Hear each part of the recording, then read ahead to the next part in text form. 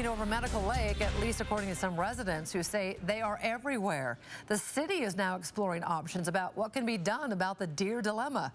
KXY4's Kylee Cruz working for you tonight. She's live in Medical Lake with a closer look anyways, at the problem there. Kylee?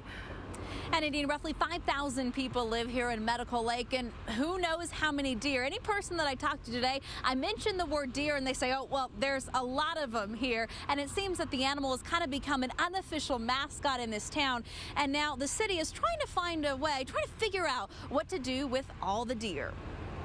In Medical Lake, deer have earned quite the reputation. There's more deer in this city than there is dogs, I believe. More than Fido? That's what KEPLER thinks. You can drive around a corner and see 10 or 15 of them just sitting in somebody's front yard getting a suntan. Harry doesn't mind them. Maybe that's because they tend to stay out of his landscaping.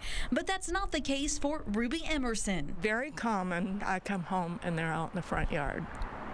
They like to trim my bushes up here. Ruby even built a fence around her yard to keep the animal out. They just got so predominant around here, I just had to do something. Other people in town feel the same way. The city says they've gotten some complaints recently about deer dominating the landscape and destroying people's yards. We're just trying to get some options on what we can do here in the city if we do indeed have a problem. They're even working with a wildlife specialist who came out to survey the issue. As a city administrator, I'm interested in the no-cost to low-cost solutions, as we don't have a lot of spare money for unbudgeted items. In the future, an ordinance could be passed that would prohibit residents from feeding deer.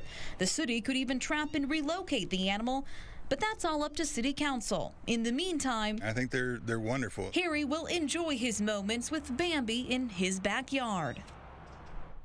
The wildlife specialist will present her findings on deer in Medical Lake and what could be done in the future at a City Council meeting sometime in May. Reporting live tonight, I'm Kylee Cruz, KXLY4 News.